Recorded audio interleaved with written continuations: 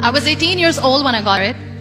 I belonged to a very conservative family, a Baloch family, where good daughters never say no to their parents. My father wanted me to get married, and all I said was, if that makes you happy, I'll say yes. And of course, it was never a happy marriage. Just about after 2 years of getting married, about 9 years ago, I met a car accident. Somehow my husband fell asleep and the car fell in the ditch. He managed to jump out, saved himself. I'm happy for him. But I stayed inside the car and I sustained a lot of injuries. The list is a bit long. Don't get scared. I'm perfectly fine now. Radius ulna of my right arm were fractured. The wrist was fractured. Shoulder bone and collarbone were fractured. My whole rib cage got fractured. And because of the rib cage injury, lungs and liver were badly injured. I couldn't breathe. I lost urinary bowel control. That's why I have to wear the bag wherever I go. But that injury that changed me and my life completely as a person and my perception towards living my life was the spine injury. 3 vertebrae of my backbone were completely crushed and I got paralyzed for the rest of my life. So this accident took place in a far-flung area in the outskirts of a very small province, Balochistan, where there was no first aid, no hospital, no ambulance. I was in the middle of nowhere in that toppled car. Many people came to rescue. They gave me CPR. They dragged me out of the car. And while they were dragging me out, I got the complete transection of my spinal cord. I finally ended up in a hospital where I stayed for 2.5 months. I underwent multiple surgeries. Doctors have put a lot of titanium in my arm. There's a lot of titanium at my back to fix my back. That's why people in Pakistan call me the Iron Lady of Pakistan.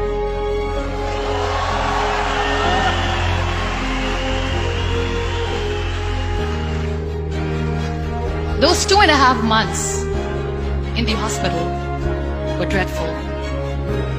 I will not make up stories just to inspire you. I was at the verge of despair.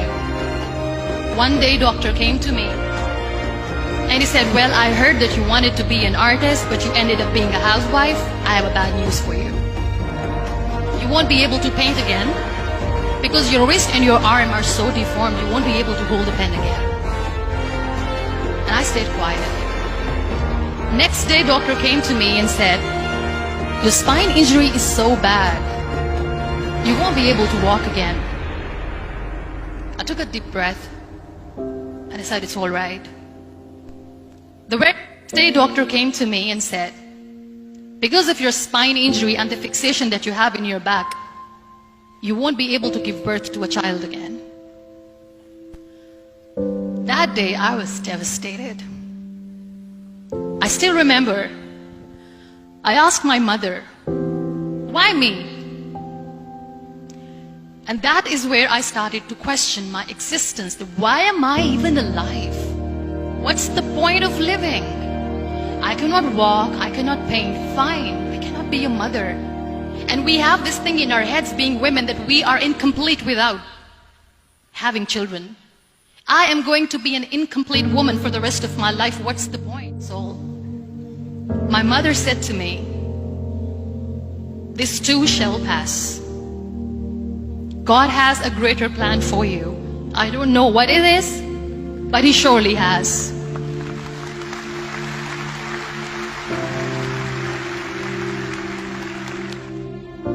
So what kept me going was, one day I asked my brothers, I know I have a deformed hand, but I'm tired of looking at these white walls in the hospital and wearing these white scrubs. I'm getting tired of this. I want to add more colors to my life. I want to do something. Bring me some colors. Bring me some small canvas. I want to paint. So the very first painting I made was on my deathbed, where I painted for the very first time. There were a lot of infections in my body, a lot of allergies. So doctors wanted me to lie down on the bed straight for not 6 months, for not 1 year, for 2 years. I was bedridden, confined in that one room, looking outside the window, listening to the birds chirping, and thinking maybe there will be a time when we'll be going out with the family and enjoying the nature. That was the time where I realized how lucky people are, but they don't realize. And you know how it all began? That day I decided that I'm going to fight my fears. We all have fears. Fear of unknown, fear of known, fear of losing people, fear of losing health, money. We want to excel in career, we want to become famous, we want to get money. We are scared all the time. So I wrote down one by one all those fears. And I decided that I'm going to overcome these fears one at a time. Do you know what was my biggest fear? Divorce. Didn't work. But the day I decided that this is nothing but my fear, I liberated myself by setting him free. And I made myself emotionally so strong that the day I got the news that he's getting married, I sent him a text that I'm so happy for you and I wish you all the best.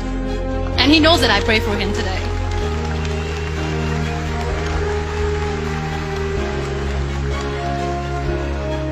My biggest fear, number 2, was I won't be able to be a mother again.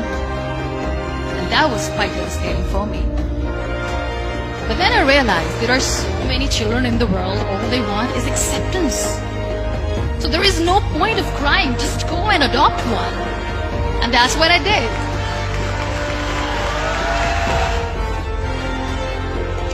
So when you accept yourself the way you are, the world recognizes you.